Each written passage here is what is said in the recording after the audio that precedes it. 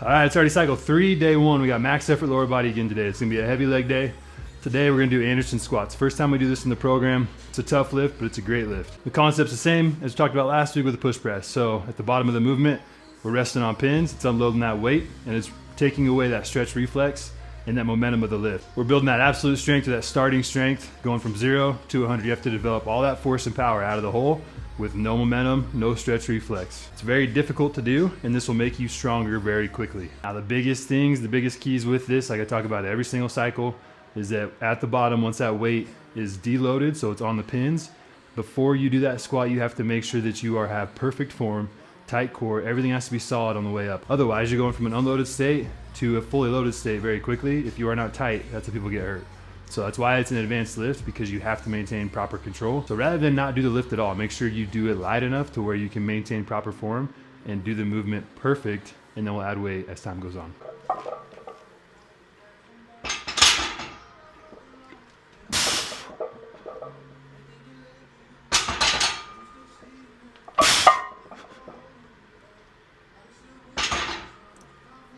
Another benefit of Anderson squats, if you guys watched that first rep, you could see the right side of the barbell was lower than the left side. So when it came to the bottom, it was the first one to hit. When you don't have those pins, it's kind of hard to tell in the middle of a squat if one side's lower than the other. It's kind of like with the box squats when I told you we squat to a sandbag, you hit the same spot every single time. It's the same concept, it's just a tool to help you make sure we're getting everything perfect. So now on the next 2 reps, you can see it was not as far down to the right, it was more level. So as the sets progress, I'm not only trying to lower it slowly to the pins, but I'm trying to make sure each side touches at the same exact time. So get that feedback, right side's lower. Okay, now am I gonna change just a little bit? And then you can feel what it feels like to squat where it's parallel and both sides are touching at the same time, and you're training that good motion. You're not only getting stronger, but now you're fixing your squat mechanics. Now this is also the cycle where I'm gonna start my cutting phase. I'm gonna start losing some body fat. I got chubby. That's one of the reasons why I'm doing ETR myself. Is because I got a little fat. So my goal is to lose about 15 pounds in the next 12 to 13 weeks. One of the purposes of ETR is for those that want to cut weight. Maybe you're in good shape, you just got a little fat, so you're in good athletic shape to where you can handle a program like CHT, but you're a little heavier than you want to be, you're a little chubby. Okay, this program is built for you. Diet and nutrition should not be the only thing that changes when you're cutting calories trying to lose body fat. Training has to change as well. Recovery is going to be different once you cut calories. You're not going to recover as quickly or as well. So one of the main things we have to change is the intensity. We can't lift as heavy or as often while you're on a cut as you would if you were eating normal. If you try to do that, you are gonna burn yourself out and you're gonna hurt yourself most likely because your body's not recovering and you're trying to do more than it's capable of doing. With ETR, that's the primary thing that we change is the intensity level. That's why we cap everything at an RPE of 7 all the way up to about 8.5 going to that third mesocycle, because we want our body to have time and the ability to recover. So if you're coming out of a detrained state, it's gonna help you there. And if you're trying to lose body fat and you're in a caloric deficit, it's gonna help you there as well. I took these first 2 cycles to kind of get a baseline of where I'm at, and I'm gonna start cutting calories this week. So I'm gonna start about 2,900 calories. I'm gonna weigh in every 2 to 3 days just to check my body weight, make sure it's on track. Goal is to lose about 1.5 pounds per week. I weighed in this morning at 224.8. All right, next up we're gonna do box step ups. It's gonna be a superset of box step ups and back extensions. We're gonna do 2 sets total.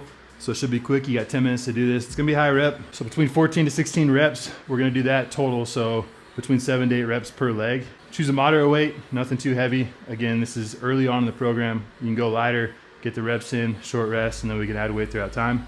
But the way we're gonna do these is every rep is gonna start from a standing position. You're gonna put one leg up on the box, make sure your whole foot is on the box, not halfway or whatever, and make sure your heel is touching. We're gonna pause like just briefly once you get here. That way we're not bouncing. I don't want the bounce. So it's all the weight is gonna be on our front leg, and we're gonna step up.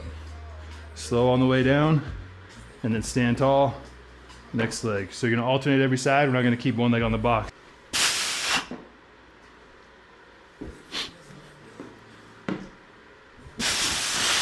All right, we're gonna superset that with back extensions or hip extensions. Try and keep your back flat during the movement. We're gonna do about 14 to 16 reps on this as well. Squeeze your glutes to the top.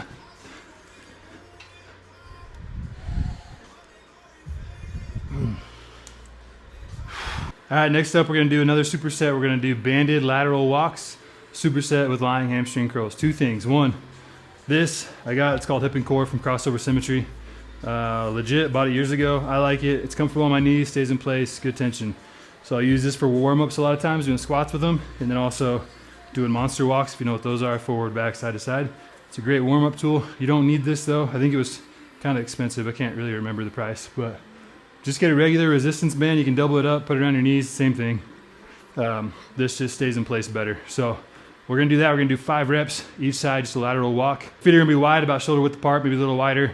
Toes forward, slightly out if you want. And you're getting a quarter squat. So just a nice quarter squat, tight core like everything else. Everything stays tight and solid, perfect form. And we're just gonna step laterally each side. Don't do too far. If I have to go like this to get over, you're defeating the purpose. We want all of the movement to come from our hips, pushing them out. Knees out, keep that tension the entire time. Step.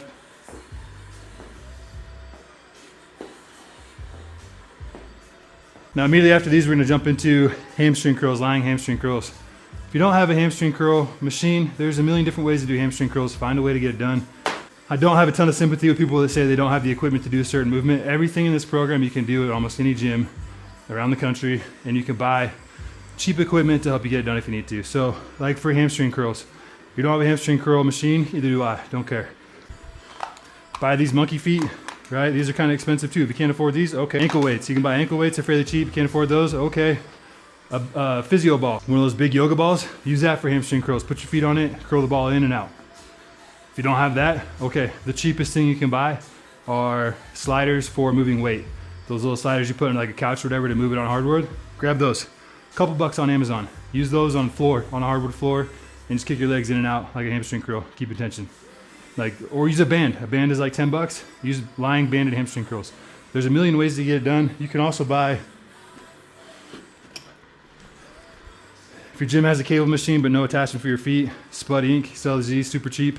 Buy one of these. It's an ankle attachment. You can buy 2. You can do both legs at the same time, and this will do the same thing. So if you want it bad enough, find a way. If you don't want it bad enough, find an excuse.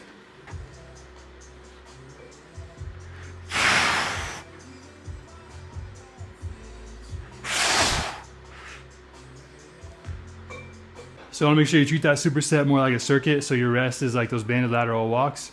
We're just going back to back for 4 sets total. You really don't need any rest between sets. Next up, the one machine that's fixed more bad backs than a doctor. Everybody's favorite, the reverse hyper. Guys, we do this every week. I use this thing all the time. I'm gonna harp on it. Get yourself a reverse hyper. Invest in yourself. Find a gym that has one. A lot of gyms have them these days, which is actually pretty cool. Even if you have one available, a lot of people are intimidated by the reverse hyper and how to do these correctly. It is not that hard. I've showed you guys several times here how to do it. It should not be a daunting movement. You should not be afraid of this machine. It is going to help your lower back. You're not gonna get hurt using it. Use light weight to get the movement, to feel it out first, and then add weight as time goes on.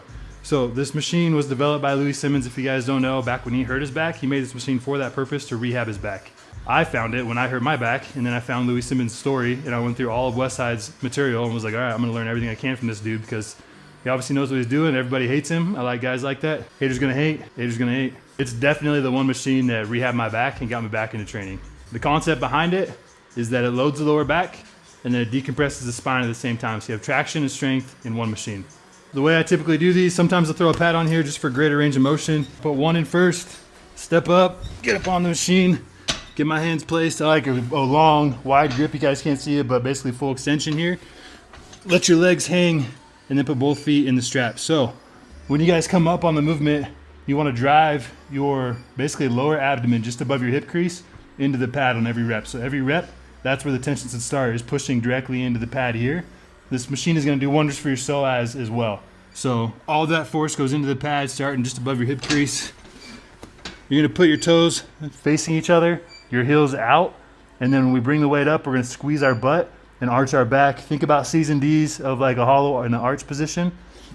We're in that arch position with our lower back and upper body. So when I come up, nice arch. It's gonna be extremely difficult to talk to you guys while I do this. So you're gonna bring the weight up by squeezing your butt and watch my back as it arches. And then I'm gonna try and control the weight on the top 2/3 of the movement on the way down. And I don't relax until that bottom third. At that bottom third, you fully relax and let the weight finish the swing and pull your legs through. And then I'm contracting to bring the weight back up. This is not like a momentum movement where once you get it started, you just go as fast and as hard as you can. You wanna control the weight. We're not violently throwing it around, and we're not overextending at the top.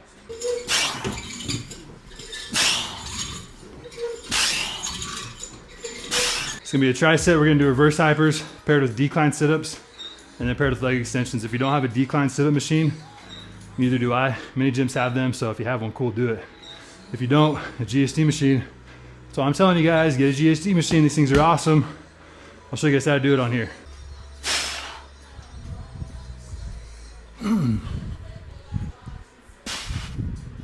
All right, so this cable attachment I just told you guys about is what I'm gonna use for these leg extensions. I'm gonna do 1 foot at a time.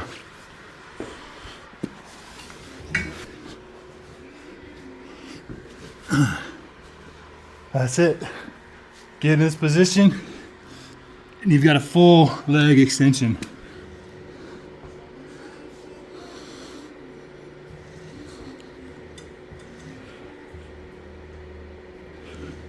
All right, we're gonna finish today with some belt squats, 100 reps for a finisher.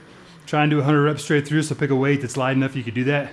The whole idea is these high repetitions, perfect reps, no break, and they'll add weight as time goes on, but it should be a light weight. Just getting that blood flow in the legs to finish the day off. So if you don't have a belt squat machine, that's totally fine.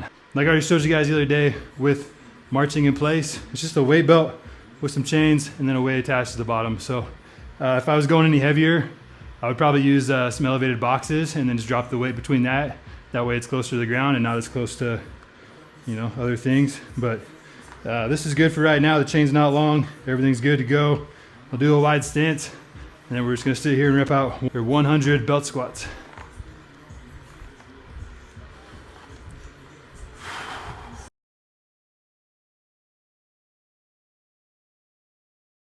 All right, guys, this is day 1 of cycle 3. Tough day. Should be nice and sweaty. Those belt squats are brutal at the end to finish it. 100 reps straight through is brutal. So I hope you guys enjoyed it. Here's the thing, man. At this point in the program, the newness of it has worn off. That initial excitement phase is gone.